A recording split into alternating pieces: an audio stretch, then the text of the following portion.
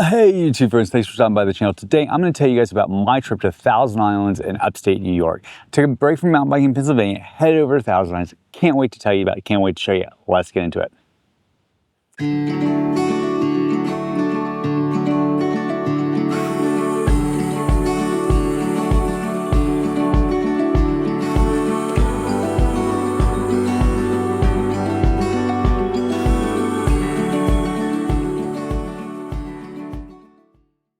All right, welcome to my trip to Thousand Islands. As always, if you like this content, please hit the like and subscribe button, turn on notifications, and drop us a comment. Thousand Islands, absolutely beautiful. I'm going to show you some drone footage I took while we give you a brief overview. Thousand Islands is on the St. Lawrence River. It straddles the line between New York and Ottawa, Canada. So the river is the border between the U.S. and Canada, and it offers you the opportunity to cross over to Canada, which I did. But Thousand Islands itself is absolutely beautiful. There are over 1,000 islands. There's actually, I think, around 1,800 islands, thought to be 1,000 islands. But the Thousand Islands used to be the playground for the New York rich and famous back in the Gilded Age of America. The St. Lawrence River itself is absolutely massive. So there's all kinds of opportunities. It's a very large river. It's very wide. It's like being on a lake almost in my mind. So you have plenty of recreational opportunities there. All right, let's get into what I did. First day, I went and did a river cruise tour, which was awesome with a stop at Boldt Island. I'm gonna take you on that with me. Let's watch some video of that. Hey YouTube friends, we're at Alexandria Bay. We're about to go on a boat tour of the St. Lawrence River, see some old castles and things like that. Right now we're having lunch. The town itself was super quaint, super cute. The restaurant I'm at has a great menu selection. Can't wait to dive in. I'll let you know how it is. Walking through Alexandria Bay, you can immediately tell it's a quaint, cute little touristy town. The main street is all of like 3 blocks, so you can walk it in a matter of minutes. I'm just showing you this before we do the cruise because I stopped and had lunch before I did the cruise. But the town itself is a typical tourist town. It has ice cream stores, it has fudge stores, it has restaurants, and by that I mean a couple of restaurants, not a lot of restaurants. And it's not a particularly big town, so you can walk the entire main street in a matter of minutes, as we were doing now. And it was just a pit stop on the way to the cruise and the bay tour, or sorry, the river tour. But as you can see, it's quaint and it's worth stopping by and having lunch.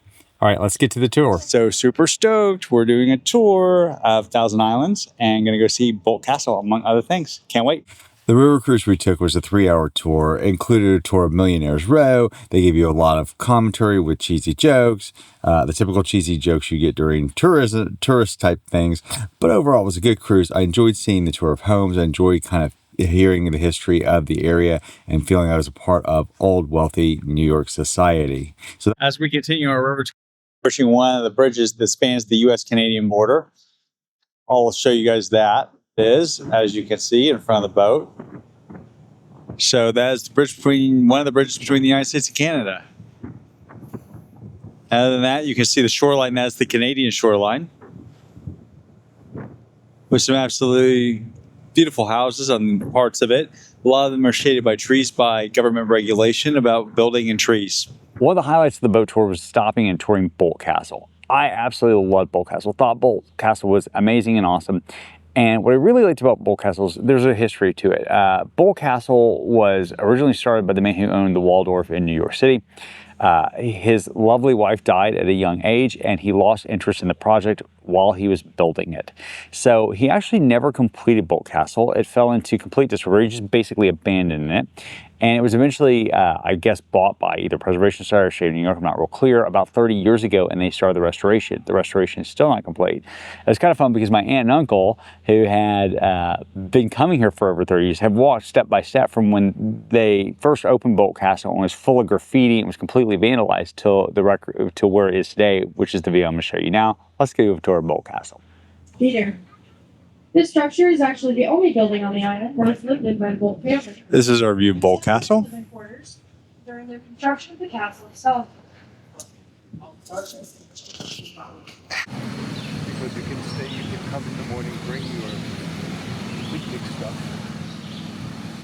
As you walk up to Boldt Castle, you can already hear the music playing and you feel like you've been invited to this grand ball and you just can't wait to get inside. I'm going to let you guys listen to that because that created part of the feel for me, is that I have been invited to this great party and I just couldn't wait to get inside and join the festivities.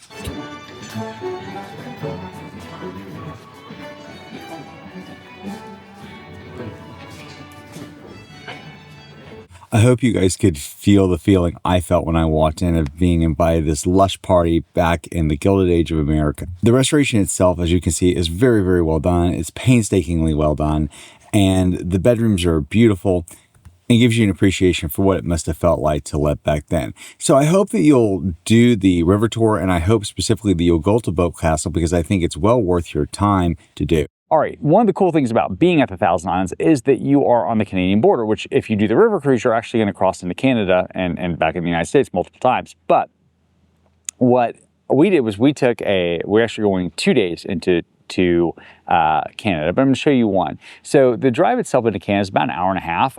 We crossed a small crossing that was literally one border guard who asked a few questions. Note for van lifers, do not bring your firearms to Canada. It is highly illegal. Do not do that. Store them someplace safe in the United States before you leave. They're probably illegal in New York too. I'm not saying I have any firearms, but if I did, I would have stored them securely in a safe place. Anyway, so when you go into Canada, you will cross into Ottawa, right, capital. Ottawa is just a lovely city. I love the feeling of the European old world meets new world, which Ottawa definitely has. The architecture is beautiful, even the older architecture, but even the newer architecture. I just love the way they build a modern building. But the Parliament itself, the exterior with the Library of Parliament, all of that, the buildings themselves are gorgeous. I happened to be there on a national holiday, which was kind of cool because the museums were free. So I went to the museums. So the first thing I did was I went to the art museum, which I thought was excellent, not only in its collection, but in its curation. You kind of got the history because it's the Canadian National Art Museum. You get the history of Canada as told through art. And that was absolutely lovely. Let me show you some video from the art museum and take you on a tour of that. I'm at the National Gallery for Canada in beautiful Ottawa. We're taking a day break from the Thousand Islands to tour. We're having to be here on Canada Day, so the museum is free and it is packed, but it is absolutely gorgeous. It's giving you a rich history of Canada through its artwork. I'm really enjoying that. So I'll take you guys and show you some things on the tour in our day in Ottawa. Perhaps one of my favorite galleries because you see the impact and evolution of Canadian art, Impressionism, and its joining of more modern artwork at the time. There's some absolutely beautiful artwork. I love this gallery. And you got a canoe in the middle of it, so how can you not be interested in that? But the museum itself is really well done, really laid out, and I love the story it tells. And we're crossing the bridge on our way to the History Museum on Canada Day, so it should be fun. We're going to learn more about the history of Canada, I guess, from the non-art perspective, so it should be cool. But Ottawa's really a pretty city. The river's actually gorgeous, and there's parks around, so you can go hang out at the park. We're about to grab a bite to eat also, so it should be fun. So this is a lovely view of the river, Ottawa. Some of the Canadian History Museum, we're going to learn about Canadian history and Canada Day. But I love this hall. Super cool. That is really neat. One thing I loved about both Canadian museums, both the History Museum and the Art Museum, was they gave a fair amount of space to the native culture and native history of Canada and didn't just ignore that part of their heritage. Both museums treated that part with great dignity and respect, and I really appreciate that treatment. So some of the days touring Ottawa is absolutely gorgeous. Went to the History Museum, from which you get this beautiful view of the city and of the river. And this is the Money View. Oh my God, look at that and how beautiful that is. Just absolutely gorgeous. After touring the museums, we went to the celebration of Canada Day and enjoyed some French bakery and other fine foods and the celebration. It was fantastic. After leaving Canada, came back to New York. It was easy to cross the border, no problem. It was a little bit longer wait coming back in the United States than getting into Canada. But we also were there late at night. There was only one lane open. So in fairness, it kind of makes sense. We got back in the United States, and you can do all kinds of activities in the Thousand Islands, as I mentioned. You can scuba dive, you can jet ski, you can boat. The water's over 200 feet deep at places. So there are all kinds of things you can do. The water's a bit cold for me, but there are definitely people swimming around, and the kids seem to be just fine. Let me talk to you about the campground. I stayed at Kring State Park. I do not have a love for this park. For one thing, it is fairly crowded. Number two, I think that you get a lot of campers here who don't necessarily camp all the time, and so they're not even familiar that they're kind of breaking camping etiquette. For example, I had people park on my site without even asking me. Just park there. And I mean, was it bothering me? No. Was it rude? Yes. It's also a very loud park, and by that I mean in filming this video, I've never had an issue where I had to shut the camera down so many times because the noises were so loud. And even the staff is great because they're constantly manicuring and caring for the sites. But if you like the sound of a weed eater going off, you're going to hear it 24/7. I say that, not 24/7. I'm sorry, that's an overstatement. You're going to hear it a lot. You're going to hear it a lot during the day. Dogs barking, kids playing, all that, fine. Boats going by, fine. But just be aware. And the sites are not technically cramped, but it's also hard to tell where one site begins and where one site ends. So let me take you on a tour of Kring State Park. All right, so as part of our trip to the Thousand Islands, I wanted to take you on a quick tour of Kring State Park. We are staying at Kring State Park mainly because it was convenient to where my family was staying in a cabin down the road. This has not been one of my favorite parks. It's not my least favorite, but it's certainly not my favorite. You can see our campsite behind us, which I'm going to show you. I actually think that I'm parked in 2 campsites, not intentionally. I'm not really sure. That's one of my complaints with the park. It's not really clearly defined where one campsite begins and where another campsite ends, like at most places. But if you look, you can see other campers are here. There's an empty site next to us. And there's really kind of no boundary because there's 3 or 4 pads, tent-sized pads. But Jack Caravan is parked over here.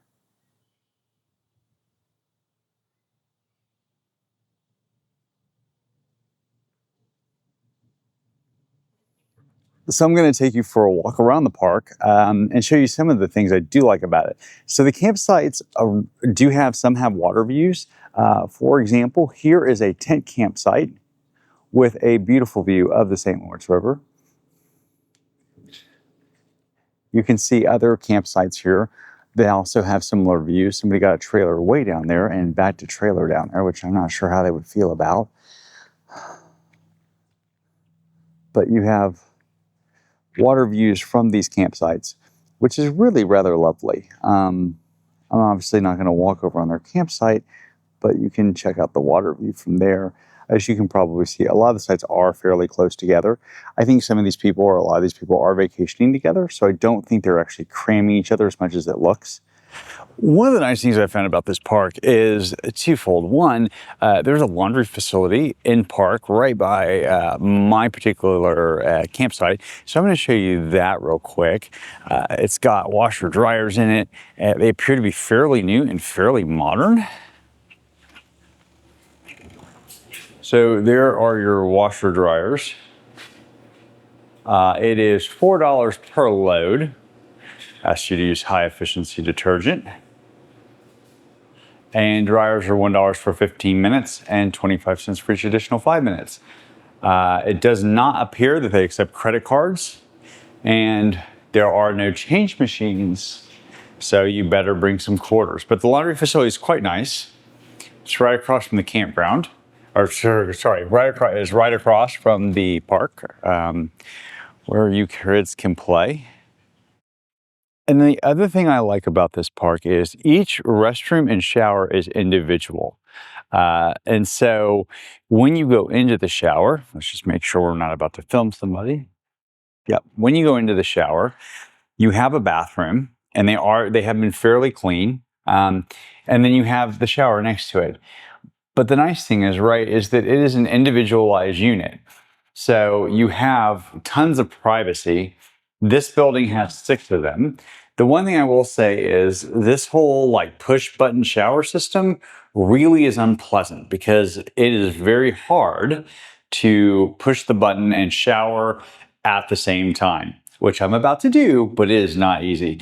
But to have this individual room is actually kind of nice from a privacy perspective. So I really like that about the campground. So as we go on our walk, one of the things that I think is a selling point of the park is that you can do water activities from here. There's a boat launch. So you can launch boats, you can launch jet skis, and they have this lovely beach over here, which I think is absolutely gorgeous. You can see people out there floating on the water. It's beautiful. So you could definitely do some water activities. You can actually see the campground over there. So you heard me say earlier, it's not one of my favorites. So I want to tell you guys why. I'm walking Odie, by the way. Say hi, Odie. The main reason it's not my favorite is that it's loud. And it's loud in a good way because it's loud because the staff are constantly weed eating, mowing, driving their four, ATV thingies around. So it's for good reasons in that they're maintaining the campground, but it's constant. It's every day, all day. It sounds like being in a city. Now, perhaps a lot of these people being in New York are from the city and they're used to that noise. I am not. But that's been my only complaint. The other complaint I have is an odd one. The showers are timed by seconds. So when you hit the little button to give yourself shower, hot water, it lasts about 5 seconds, which means you basically have to hold the button the entire time you shower, which is really difficult when you go to wash your back. I know that sounds like an odd complaint, but it basically makes the shower kind of worthless and certainly annoying. But overall, the park itself is great. The people are friendly, the sites are nice, people are observing quiet hours, and so after 10 p.m. it is super quiet, and there's not a lot of light pollution. So this video is almost done, but I gotta tell you about one more awesome experience I had. As part of my van life adventure, I may be getting to do one of the things I am most excited about doing. I happened to find this on Overlander, but they are also a harvest host. I am parked for the night. You can see my chair is set up at, wait for it. Can you see what that is? That, my friends, is a movie screen, because we are at an old-fashioned drive-in theater outside of Thousand Islands, outside Waterton, New York. So I cannot wait, because I am going to enjoy a bunch of popcorn. They have a great menu full of burgers and pizza and fries and popcorn, everything you want. So we're going to indulge, eat some really fatty food on this holiday weekend, and enjoy a movie, actually a double feature, and then sleep the night away. Can't wait. What a great way to spend our van life. What a great opportunity. I'm so glad I'm getting to do this. This is what I'm truly thankful for. I highly suggest if you go, you definitely hit the concession stand. Most of their revenue comes from the concession stand, so in fairness, please hit that. But also the food is great. I had cheesesteak, waffle fries, popcorn. It was all fantastic. It was a great value. And look what I got to do, because this is one of my favorite things I got to do in the Thousand Islands. So if you get there, definitely overnight at the Black River Drive-In Theater. Thousand Islands, excellent stop. I really enjoy the St. Lawrence River. The water in the St. Lawrence River is beautiful. It's beautiful because of an invasive species, zebra mussels. They purify a whole lot of water. And so the actual physical water is lovely. It's pretty to look at. The sunsets are breathtaking. It's cool to be a part of history, right? You feel like you're stepping back in time and stepping back into history, which I really loved. And I love that feeling of seeing what, being part of America's Gilded Age. As I mentioned in my Myrtle Beach video about liking the arcade, that's a feeling I like. Would I come back here? Probably. Downsides being it is fairly crowded, but I'm here on a holiday weekend, so there's that. The bugs are really bad. They're not necessarily biting. They do have black flies which bite you, but every time Odie and I went for a run in the morning, we got swarmed. And I mean, wear a hat because they're gonna be all in your hair, and I find that kind of annoying. But the area itself is absolutely gorgeous. The weather, it's summer, the weather is temperate, it's nice. I'm sleeping with the windows open, not running AC. There was only one day and the week I was here that was hot. So it was very lovely. And so, yes, I think it's a great stop. It was a great break for mountain biking. As always, if you like this content, please hit the like and subscribe button, turn on notifications, and drop us a comment and join the conversation. Thanks for watching. Take care.